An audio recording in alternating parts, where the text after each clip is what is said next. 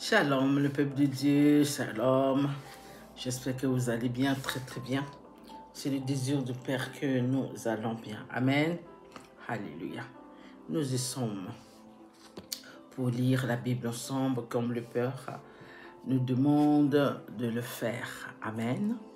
Sans tarder, je vais prier et nous allons lire notre Bible ensemble. Amen. Alléluia. Tendre Père, Papa chéri. Merci de permettre encore ce moment, Papa, afin que nous lisons la Bible ensemble. Père, illumine-nous. Remplis-nous d'intelligence, Papa, pour comprendre tes récits, afin de les garder sur la table de notre cœur, afin que l'ennemi ne nous trompe pas. Merci Seigneur, merci mon roi Seigneur. Gère-nous, Père, afin que rien n'échappe à ce que tu vas nous enseigner encore aujourd'hui. Dans le nom de Jésus, ainsi j'ai prié, Père mon roi. Amen, Amen et Amen. Amen, le peuple de Dieu. Alors, nous allons prendre notre livre de Rois. Donc, 2 Rois, versets 13 à 14. La fois passée, nous avons lu 2 Rois, versets 10 à 11. Bénissons la parole de Dieu. Commençons. La 23e année de Joas, fils d'Achazia, roi de Juda, Joachas, fils de Jéhu, régna sur Israël, à Samarie. Il régna 17 ans. Il fit ce qui est mal aux yeux de l'Éternel. Il commit les mêmes péchés que Jéroboam, fils de Nabat, qui avait fait pécher Israël, et il ne s'en détourna point. Verset 3. La colère de l'Éternel s'enflamma contre Israël, et il les livra entre les mains de Hazaël, roi de Syrie, et entre les mains de Ben-Hadad, fils de Agel, tout le temps que ces rois vécurent. Verset 4. Joachaz implora l'Éternel, l'Éternel l'exauça car il vit l'oppression sous laquelle le roi de Syrie tenait à Israël. Verset 5. Et l'Éternel donna un libérateur à Israël. Les enfants d'Israël échappèrent aux mains des Syriens, et ils habitèrent dans leurs tentes comme auparavant. Verset 6. Mais ils ne se détournèrent point des péchés de la maison de Jéroboam, qui avait fait pécher Israël. Ils s'y livrèrent aussi, et même idole d'Astraté était debout à Samarie. Verset 7. De tout le peuple de Joachaz, l'Éternel ne lui avait laissé que 50 cavaliers, 10 chars et 10 000 hommes de pied, car le roi de Syrie les avait fait périr et les avait rendus semblables à la poussière qu'on foule aux pieds. Excusez-moi. Verset 8. Le reste des actions de Joachaz, tout ce qu'il a fait et ses exploits, cela n'est-il pas écrit dans le livre des chroniques du roi d'Israël?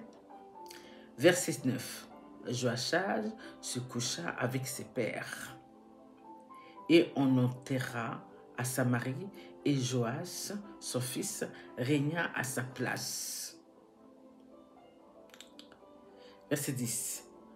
La 37e année de Joas, roi de Juda, Joas, fils de Joachaz, régna sur Israël à Samarie.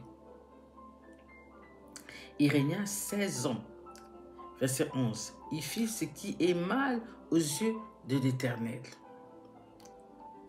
Il ne se détourna d'aucun des péchés de Jéroboam, fils de Nabat, qui avait fait pécher Israël, et il s'y livra comme lui. Verset 12. Le reste des actions de Joas, tout ce qu'il a fait, ses exploits et la guerre qu'il eut avec Amathia, roi de Juda, cela n'est-il pas écrit dans le livre des chroniques des rois d'Israël? Verset 13. Joas se coucha avec ses pères et Joaboam s'assit sur son trône. Joas fut enterré à Samarie avec les rois d'Israël. Verset 14. Élisée était atteint de la maladie dont il mourut. Et Joas, roi d'Israël, descendit vers lui, pleura sur son visage et dit: mon père, char d'Israël et sa cavalière. Verset 15. Élisée lui dit: prends un sac et des flèches. Et il prit un sac et des flèches. Verset 16. Puis Élisée dit au roi d'Israël: bonde l'arc avec ta main. Et quand il eut bandé de sa main, Élisée mit ses mains sur les mains du roi. Excusez-moi. Verset 17. Il dit: ouvre la fenêtre à l'Orient. Et il ouvrit. Élisée dit: tire. Et il tira. Élisée dit: c'est une flèche de délivrance de la part de l'Éternel. Une flèche de délivrance contre les Syriens. Tu battras les Syriens à Ophek jusqu'à leur extermination. Verset 18. Élisée dit encore: prends les flèches. Et il les prit. Élisée dit au roi d'Israël: frappe contre terre. Et il frappa 3 fois et s'arrêta. Verset 19. L'homme de Dieu s'irrita contre lui et dit: il fallait frapper 5 ou 6 fois. Alors tu auras battu les Syriens jusqu'à leur extermination. Maintenant, tu les battras 3 fois. Verset 20. Élisée mourut et on l'enterra. L'année suivante, des troupes de Moabites pénétrèrent dans le pays. Verset 21. Et comme on enterrait un homme, voici, on aperçut une de ces troupeaux, on le jeta l'homme dans le sépulcre d'Élisée. L'homme alla toucher les os d'Élisée et il reprit vie et se leva sur ses pieds. Verset 22. Hazaël, roi de Syrie, avait opprimé Israël pendant toute la vie de Joachaz. Verset 23. Mais l'Éternel leur fit miséricorde et eut compassion d'eux. Il tourna sa face vers eux à cause de son alliance avec Abraham, Isaac et Jacob.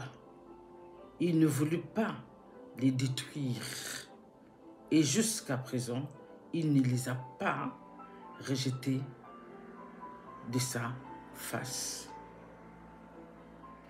Verset 24.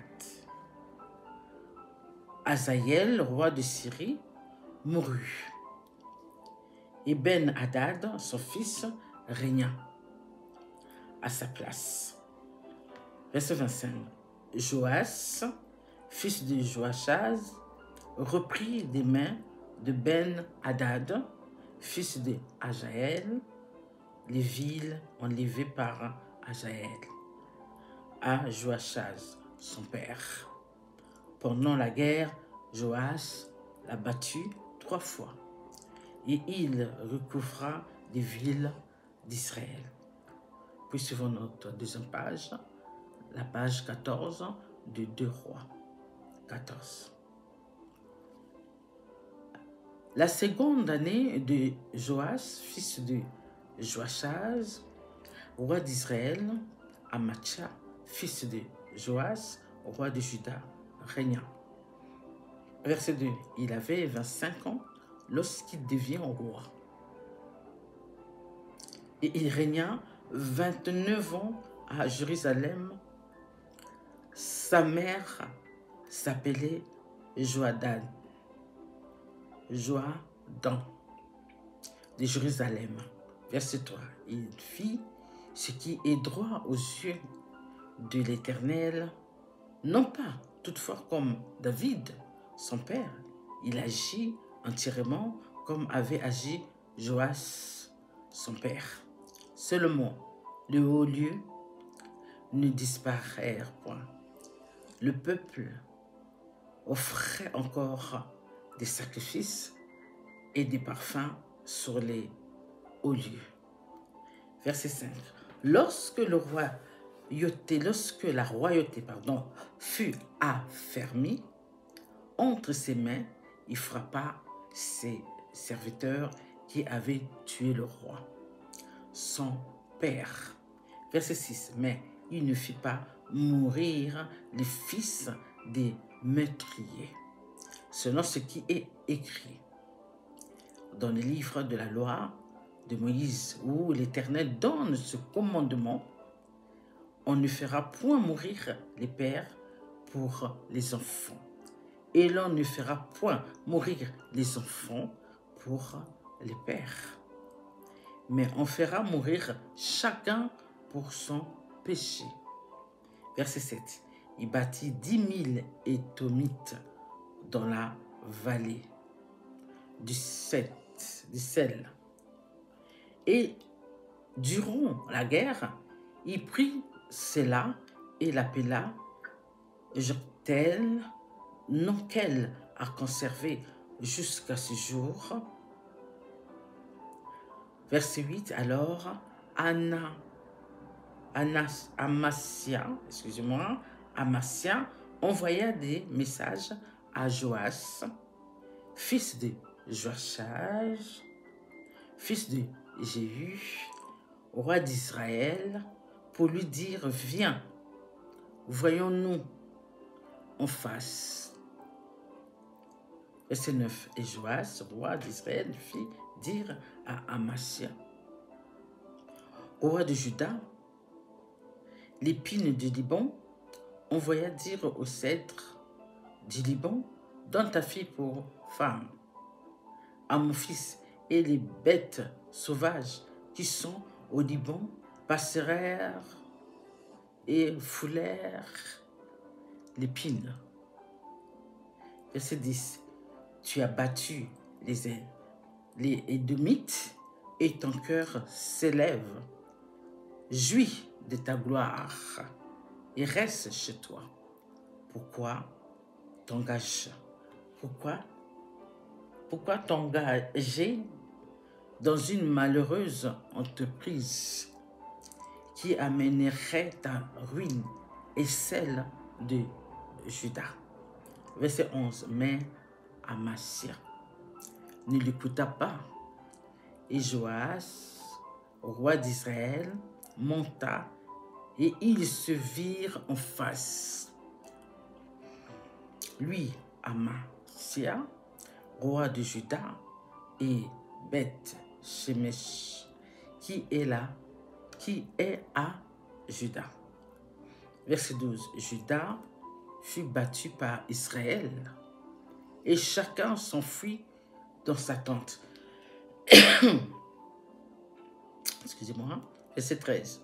Joas, roi d'Israël, prit à Beth-Shemesh Amasia, roi de Juda, fils de Joas, fils d'Achazia, il vint à Jérusalem et fit une brèche de 400 coudées dans la muraille de Jérusalem, depuis la porte d'Éphraïm jusqu'à la porte de l'angle.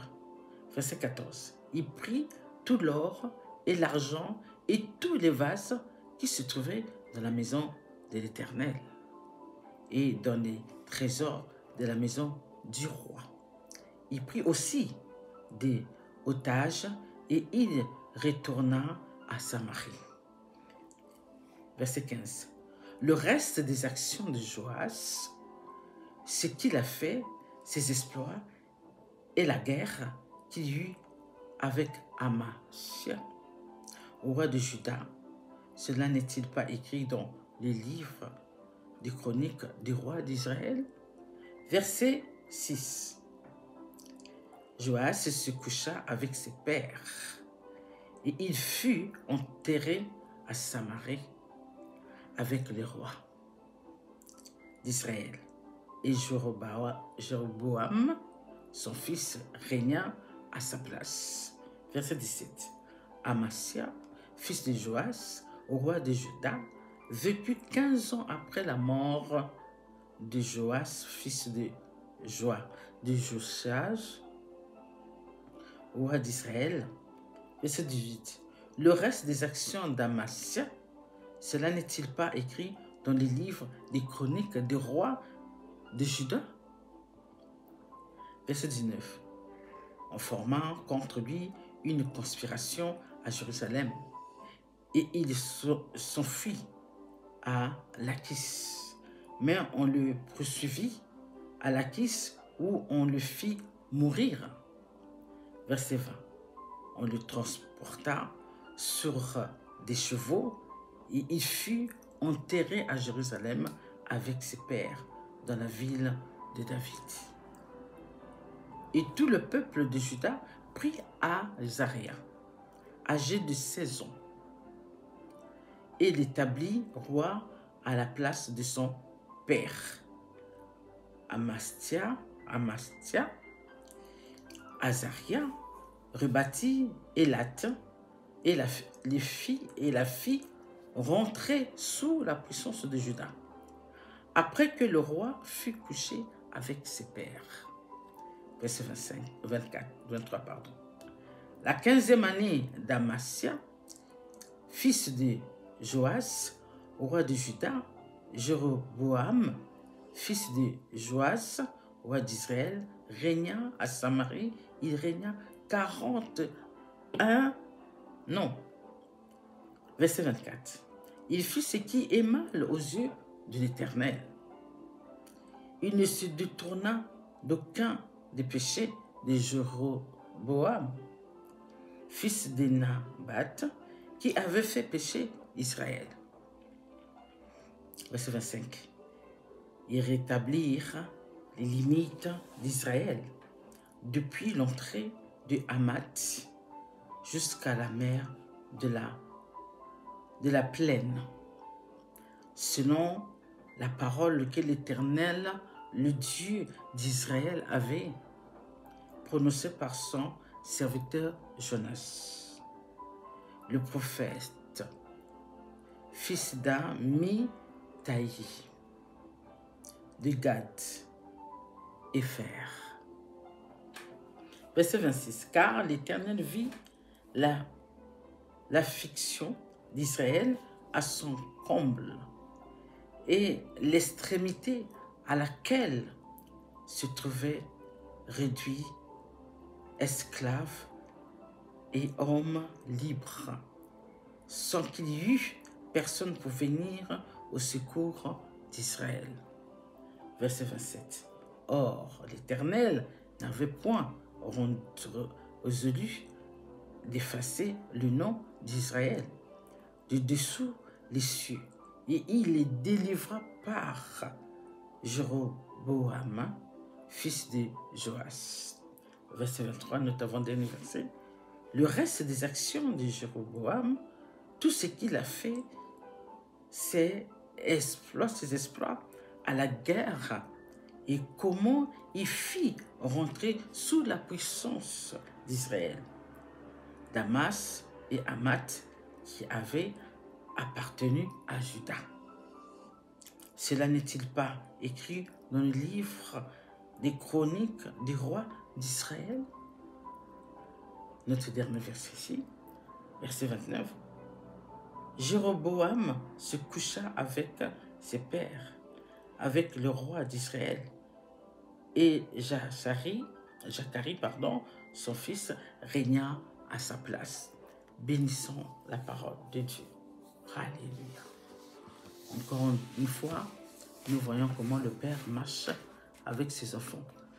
La même manière que le Père a marché avec nos ancêtres, c'est la même manière que le Père marche avec nous. Le Père aime la droiture et l'obéissance. Quand nous obéissons et nous marchons selon sa volonté, Dieu reste fidèle. Dieu ne change pas, ne bouge pas. Il n'y a rien à ôter. Au contraire, il va ajouter des bonnes choses pour nous.